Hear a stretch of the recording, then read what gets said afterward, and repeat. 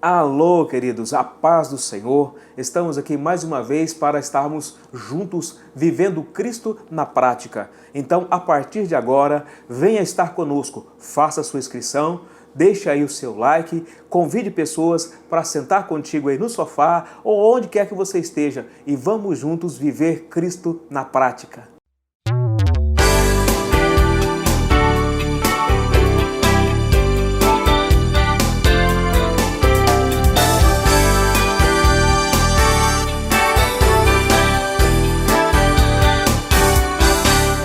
Pois bem, queridos, nós estamos aqui hoje para falar de um assunto muito interessante e nós gostaríamos que você pudesse participar conosco. Nós vamos hoje fazer um primeiro momento, uma primeira etapa desse estudo, nós vamos dividi-lo em duas partes e dependendo do desenvolvimento, quem sabe até três, mas acima de tudo nós vamos começar a falar sobre coisas que são muito importantes para a sua vida, assim também como é importante para a nossa vida.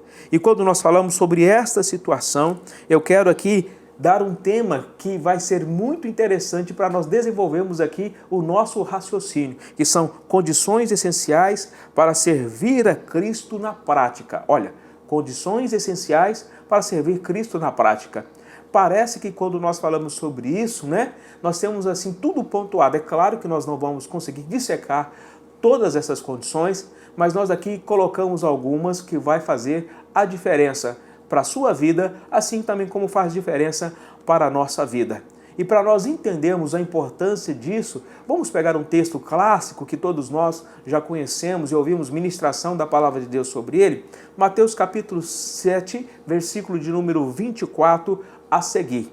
Diz assim a palavra do Senhor: todo aquele, pois, que ouve estas minhas palavras e as pratica, será comparado a um homem prudente que edificou a sua casa sobre a rocha. E caiu a chuva, transbordaram os rios, sopraram os ventos e deram com ímpeto contra aquela casa, que não caiu, porque fora edificada sobre a rocha. E todo aquele que ouve estas minhas palavras e não as pratica, será comparado a um homem insensato que edificou a sua casa sobre a areia. E caiu a chuva, transbordaram os rios, sopraram os ventos e deram com ímpeto contra aquela casa, e ela desabou, sendo grande a sua ruína. É claro que Jesus aqui está ensinando sobre edificação, sobre firmeza, sobre estruturação, sobre convicção, sobre fazer as coisas de maneira certa, do jeito certo e no lugar certo. E quando nós olhamos para essa condição, nós ficamos aqui preocupados, no sentido de que, desde quando o cristianismo começou, infelizmente, muitas pessoas têm abandonado a fé. É claro que muitos têm estado firmes e morridos na presença do Senhor, com convicção, com fé, com esperança, e transmitindo isso a todos que estão à sua volta. Mas nós sabemos que muitos também, infelizmente, ao longo do caminho, à semelhança de Judas, traiu Jesus, abandonou Jesus. Alguns começaram a ignorar Jesus, outros não fizeram caso da sua palavra e tantos outros aí acabaram se corrompendo e colocando outras questões no meio do Evangelho, da palavra de Jesus Cristo, que na verdade ele não estabeleceu e não ordenou. O evangelista Paulo fala sobre isso, o evangelista João fala sobre isso, o evangelista Pedro fala sobre isso. Todos são apóstolos, mas acima de tudo são evangelistas. E eles falam sobre essas situações dos falsos profetas que estão no nosso meio e muitos deixam de seguir a Jesus como mestre por excelência e dar ouvido aos falsos profetas. Então, queridos, nós gostaríamos de chamar a sua atenção para hoje, para nós falarmos de uma temática muito interessante. E essa temática é, acima de tudo, o Deus de Jesus Cristo. Por que esse tema? Porque quando nós pontuamos e falamos primeiramente do Deus de Jesus Cristo, nós vamos saber por que Jesus era convicto, por que Jesus era firme e por que ele fez a obra da maneira que ele fez. Ele nos deu o exemplo, ele é o nosso maior referencial e é por isso que nós queremos falar sobre esse assunto nesta noite. O Deus de Jesus Cristo é a primeira condição necessária, essencial e importante para que nós possamos então viver Cristo na prática. Para isso, está comigo aqui pastor Sandro e pastor Saboia, os nossos companheiros que sempre estão conosco e que nós queremos nessa noite então estar falando dessa temática tão importante. Pastor Sandro, paz do Senhor, boa noite, como é que está? Tudo bem? A paz do Senhor, pastor Edmar, pastor Saboia e a todos que nos assistem, tudo bem, graças a Deus. Pastor Saboia, a paz do Senhor, como é que o senhor está? Tudo bem? Paz do Senhor, pastor Edmar, paz do Senhor a todos que nos acompanham. Obrigado pelo carinho da sua audiência. Pois bem, nós vamos aqui então compartilhar e começar a falar sobre essa temática, sobre essas dificuldades e essas situações contextuais entre idas e vindas de pessoas que têm firmado com Jesus até o final, mas muitas que têm sucumbido ao longo do caminho. E eu gostaria, pastor Sandro, então, já que nós vamos falar sobre o Deus de Jesus Cristo, porque isso é importante, porque Jesus cita no Evangelho, ele fala muito sobre Deus.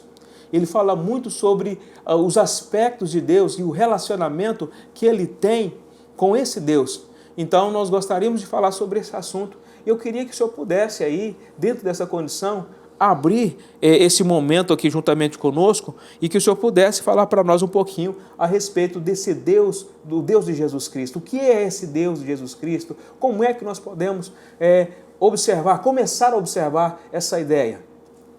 É claro, pastor Edmar, que para falarmos sobre o Deus de Jesus Cristo, seremos assim bem limitados, né? Até por sermos pequenos, né? No conhecimento, pequenos nas interpretações, concepções, porém, nós vamos buscar na Bíblia Sagrada, na palavra de Deus, um pouquinho sobre esse Deus que Jesus Cristo menciona, o Deus de Cristo Jesus. Né? Lá em João, no Evangelho de João, capítulo 3, o versículo 16, a palavra de Deus vai dizer assim, porque Deus amou o mundo de tal maneira que deu o seu Filho unigênito para que todo aquele que nele crê não pereça, mas tenha a vida eterna. Então aqui nós temos a primeira referência na nossa participação aqui, né, sobre o Deus de Jesus Cristo. O Deus que amou o mundo de tal maneira. O Deus que coloca o seu amor, né, expressivo à humanidade. Ele amou o mundo de tal maneira que entregou o seu Filho, o qual é Jesus Cristo, né? Então, eu percebo aqui um movimento de Deus, do Deus de Cristo Jesus, alcançando a humanidade com o seu amor, né? Um amor que está além do nosso entendimento, né? Um amor, às vezes, incompreensível, né? Um amor muito profundo, que nós, às vezes, com a nossa compreensão, a gente não consegue alcançar esse amor. Mas esse Deus de Cristo Jesus, ele ama a humanidade, ele ama o mundo de tal maneira que ele entrega o seu Filho, Jesus Cristo. Esse é o Deus de Jesus Cristo, o Deus que ama a humanidade, o Deus que ama o mundo, né? Então, é tão interessante quando nós falamos sobre isso, né? Porque você consegue, então, observar a partir desse aspecto aí, que o Deus de Jesus é um Deus que é revelado na Bíblia, é um Deus, então, que ama toda a humanidade.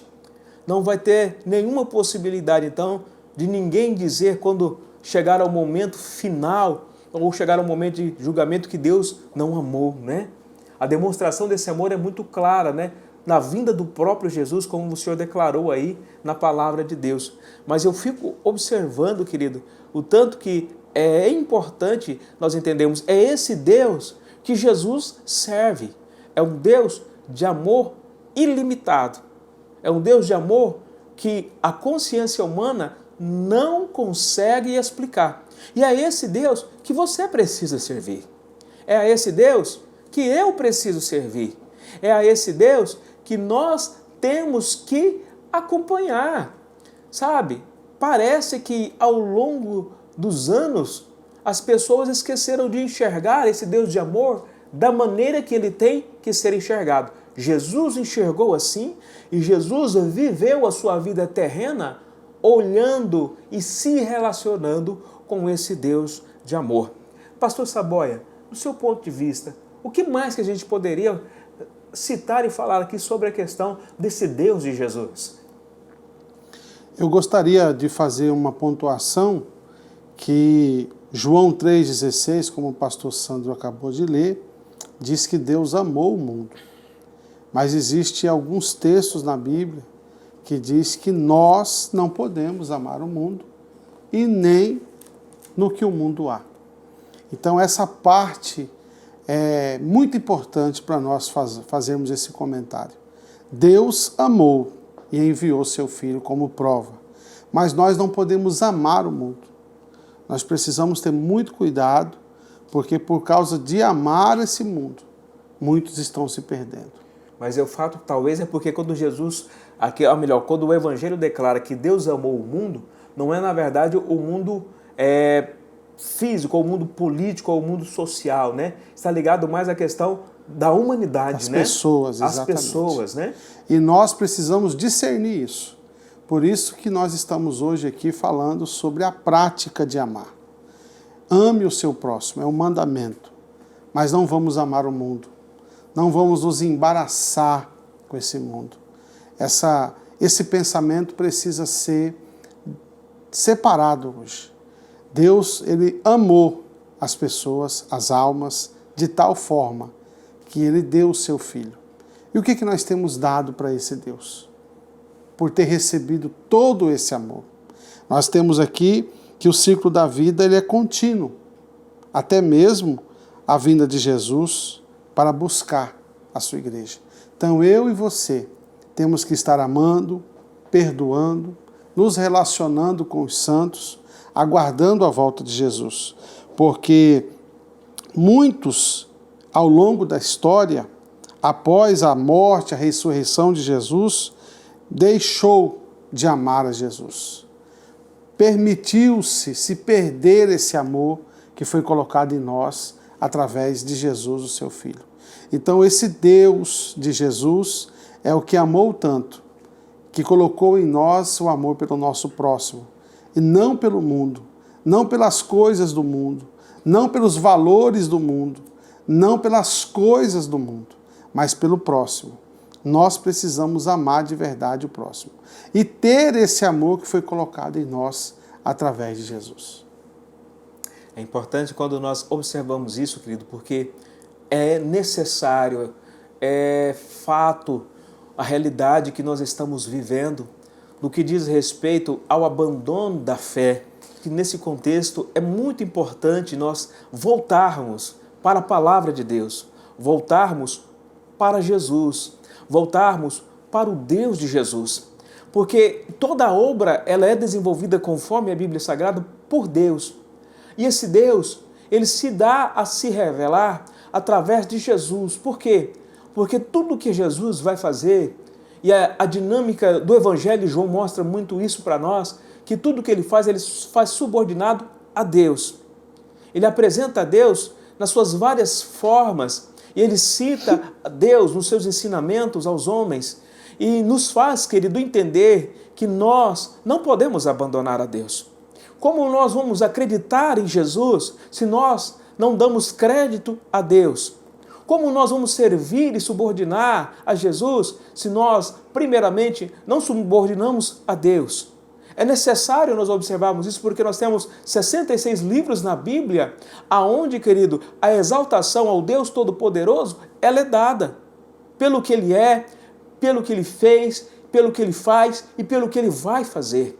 E, infelizmente, muitos de nós, muitos de vocês que estão nos assistindo, está, querido, relapso, está distante de Deus.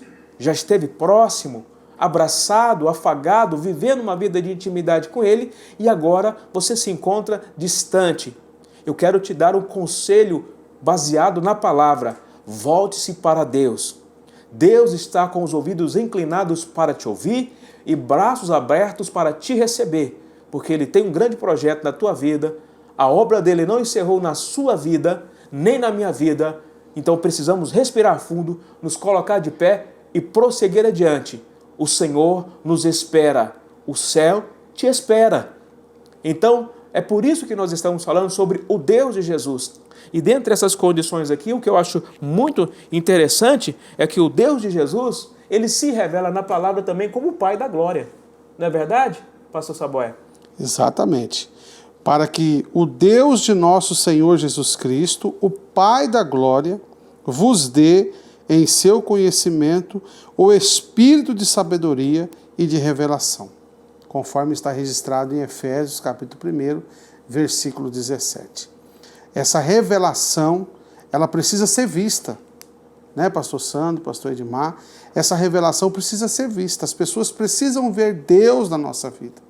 As pessoas precisam identificar Deus na minha e na sua vida. Porque nós somos a imagem. Então eu queria te pedir nessa noite, eu queria te fazer esse apelo. Por que nós estamos descaracterizados tanto dessa forma? Porque perdemos a essência, porque perdemos a imagem, porque nos distanciamos tanto daquilo que é a vontade de Deus. Então aqui fala justamente da revelação. Então o Pai da glória. A glória é aquilo que nós carregamos, é aquilo que nós temos, é aquilo que nós somos. Eu não sei se você já ouviu isso, mas você carrega, você pode carregar em si a glória de Deus. Você pode carregar em si a presença de Deus e precisa ser revelado em nós o espírito de sabedoria e o espírito da revelação. Então a sabedoria vem através da presença de Deus, vem através do relacionamento com Deus, vem através da comunhão com Deus, falar que conhece a Deus, falar que já ouviu falar de Deus, até fala que serve a Deus, mas não há nenhuma característica em nós revelada para que se veja, para que se toque, para que seja palpável, para dizer que nós temos essa revelação. Então aqui, o Pai da glória nos identifica como filhos. Tem muita gente órfã, pastor Edmar. E talvez você se sinta assim. Eu quero te dizer nessa noite, em nome de Jesus, Deus é o nosso Pai. Ele é um Pai que cuida, um Pai que zela, um Pai que ama. Mas para isso nós temos que nos submeter, estar debaixo dessa autoridade, nos submeter a viver com Ele, para Ele e por causa dEle. Pastor Sandro, quando nós observamos essas coisas, e aqui o pastor Saboia falou de uma coisa interessante, a questão da proximidade, da comunhão, então nós entendemos também que o Deus de Jesus é um Deus pessoal, não é? Jesus mostra para nós que Ele é o nosso maior referencial de relacionamento com Deus, e esse modelo que nós temos que seguir, e a Bíblia cita e fala desse Deus pessoal. Jesus mostra isso, né, no seu relacionamento com Deus em vários aspectos, e parece que até mesmo no seu momento de cruz, não é verdade? Sim, inclusive, pastor Edmar, aqui nós temos, né, uma passagem quando Jesus estava na cruz, e ele então, ele diz a palavra Deus meu, né, por que me desamparaste? Quando ele diz Deus meu, aqui a gente vê um relacionamento pessoal, né, do próprio Cristo, Filho de Deus, com o próprio Deus. E nós temos também, no momento do batismo, né, de Jesus, aonde o próprio Deus fala, né, este é o meu Filho amado, em quem eu tenho comprazido, ou em quem me comprazo. Então, dentro de uma percepção, de perceber, né, nesses textos aqui, a gente percebe a proximidade, a comunhão de Cristo com Deus, de Deus com Cristo. Então, uma comunhão, perceber. Aqui, mais atrás um pouquinho, nós falamos aqui sobre o João 3,16, versículo muito conhecido, porque Deus amou o mundo de tal maneira, né? Sobre perceber esse amor. Eu queria também falar um pouquinho. Eu me lembro quando, há muito tempo atrás, eu estava na igreja e o pregador relatou essa história, comparando-se então com a questão do amor de Deus. Ele disse que havia um trabalhador e ele trabalhava de maquinista. Então ele ficava lá na ponte e ele manobrava essa ponte. Quando o navio passava, ele tinha que abrir essa ponte. E quando então vinha o trem de ferro, ele tinha que fechar a ponte para o trem de ferro passar. Um dia, o seu filho lhe pediu para ir com ele. Pai, deixa eu ir contigo para o trabalho. Era um garotinho pequeno. Ele permitiu, o garoto colocou a mochilinha nas costas e foi com o pai naquele dia. Quando chegou o horário, mais ou menos o horário de almoço, e começou a apitar, né? Porque viria um trem passar e a ponte estava aberta, a criança, o pai descuidou, a criança caiu nas engrenagens, o filho. E naquele momento o pai olhava para o filho e olhava para a ponte. E o trem vinha com mais ou menos umas 400 pessoas lá dentro. E naquela hora o pai decidiu abaixar a ponte. A responsabilidade da profissão, do trabalho, e olhando a criança, escutando a criança, sentir a dor, né, as engrenagens ali, tirando a vida da criança. Ele olhou para o trem, a ponte se abaixou e o trem foi passando. E as pessoas que estavam dentro daquele trem, umas estavam penteando o cabelo, outras estavam conversando, tomando ali um lanche. De fato que o trem passou e ninguém que estava dentro daquele trem conhecia ou percebia aquela história que estava acontecendo com o pai e com aquele filho. E o pregador, na palavra, ele então fez ali uma aplicação, né? Deus amou o mundo de tal maneira que entregou o seu Filho único, unigênito. E muitas vezes nós não percebemos esse amor. Muitas pessoas abandonam a Cristo, muitas pessoas até vêm conhecer o Evangelho, conhecer a igreja, e muitas vezes, por causa de uma bênção, atrás de uma vitória, de uma bênção, de uma porta aberta, de um trabalho, Deus vai me abençoar, mas e esse Deus da bênção? Será que nós temos colocado o nosso coração para conhecê-lo? Esse Deus que livra, esse Deus que dá saúde, esse Deus que abençoa. Será que nós estamos percebendo esse amor? Estamos percebendo que Deus entregou o que era de mais valioso para Ele, que foi Cristo Jesus, seu Filho? Então essa percepção, né, dentro desse nosso momento tão precioso, eu gostaria que nós tivéssemos essa percepção. Muitas vezes, ou muitos de nós, fazemos como aquelas pessoas lá do trem.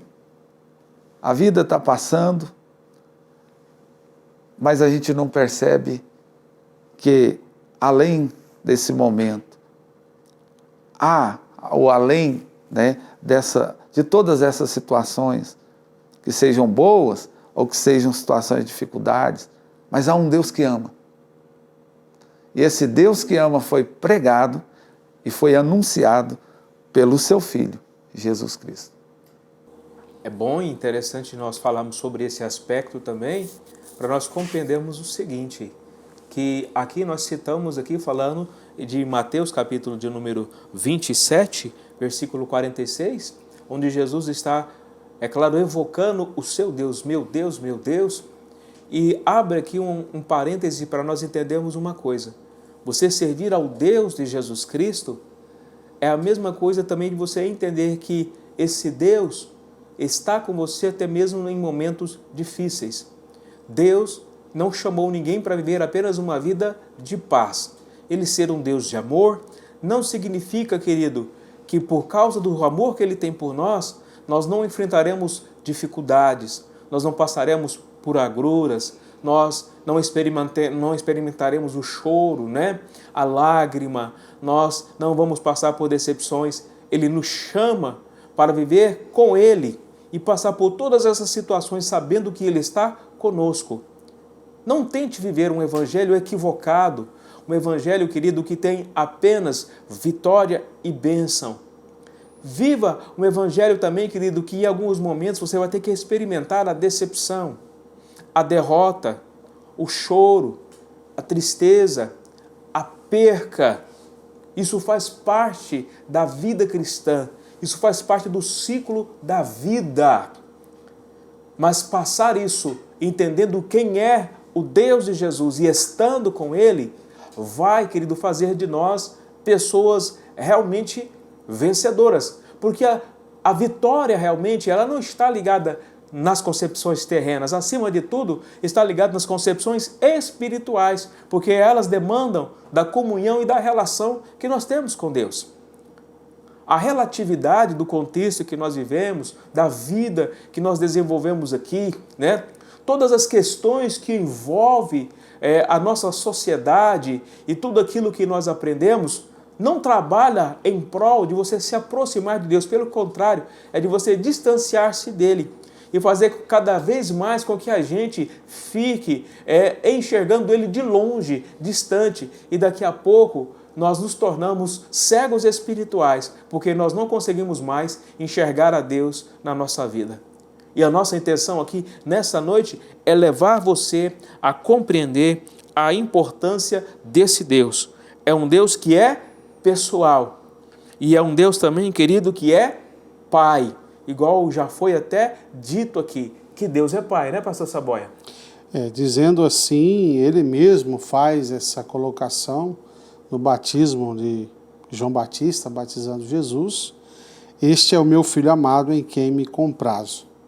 Naquele tempo, em Mateus 3,17, respondendo Jesus, disse: graças te dou, ó Pai, Senhor do céu e da terra, que ocultaste essas coisas aos sábios e entendidos e revelaste aos pequeninos. Sim, ó Pai, porque assim te aprouve. Todas as coisas me foram entregues por meu Pai, e ninguém conhece o Filho senão o Pai, e ninguém conhece o Pai senão o Filho, e aquele a quem o Filho o quiser revelar. Mateus capítulo 11, versículos 25, 26 e 27. Então aqui Deus se apresenta como Pai de Jesus, literalmente, e Jesus reconhecendo isso publicamente, sendo Pai. Agora, uma característica que muitas vezes nós, enquanto filhos, não entendemos, é quanto à questão de sermos obedientes. Essa submissão de Jesus, essa submissão ao Deus de Jesus, porque nossa temática hoje é o Deus de Jesus. E aqui sendo Pai, sendo Deus, mas sendo Pai, em um momento Jesus sentiu essa dor, sentiu o peso dos nossos pecados. E ele faz uma oração por 3 vezes, e ele diz: meu Pai, se possível, passe de mim esse cálice, porém, todavia, não seja feita a minha vontade, mas a sua. Então, o Deus de Jesus Cristo, sendo Pai dele, ele não ouviu essa oração. Ele não pôde mudar o plano da salvação. Existe um projeto para a nossa vida, desde o princípio. E nessa noite nós queremos relembrar você isso. Existe um projeto de Deus na nossa vida. E às vezes nós oramos, pastor Sandro. Nós pedimos alguma coisa. Aqui mostra a pastora Edmar que ele orou 3 vezes. Por 3 vezes ele fez esse pedido. Mas o Deus de Jesus, o Pai de Jesus, não ouve quando o projeto é dele. E o projeto de Deus era justamente que esse sacrifício acontecesse, que o sacrifício perfeito acontecesse, e eu e você fôssemos alcançados por esse sacrifício de um filho através do seu Pai. Então aqui falando que o nosso Deus é o Deus de Jesus, e ele sendo filho, ele aceita então ser sacrificado, ele se entrega. Uma coisa muito importante para nós falarmos, pastor Edmar, é que Jesus não foi morto, não mataram Jesus. Eu quero deixar bem claro na sua mente hoje, Jesus se entregou por nós. Isso é um amor que a gente não consegue alcançar. Não foi que mataram ele, Ele se entregou por amor da minha vida e por amor da sua vida. Eu fico assim observando quando fala sobre isso, eu não lembro agora onde é que está esse texto. Ele mesmo fala, né? Ninguém toma a minha vida, eu mesmo a dou, não é? Verdade. E justamente para entender essa situação, apesar, igual esse texto que o senhor acabou de ler, pastor Saboia, da agonia de Jesus e talvez da consciência plena que ele tem do que ele vai passar, a expectativa da morte, da dor, e é claro, do pecado parece, né, eu penso assim, não sei se isso é plausível, da humanidade, o peso sobre ele, e ele clama a Deus. E o Deus de Jesus, igual o senhor acabou de dizer, né, é o Deus que nem sempre vai ouvir as nossas orações. Eu achei muito interessante o que o senhor disse aí. Por quê?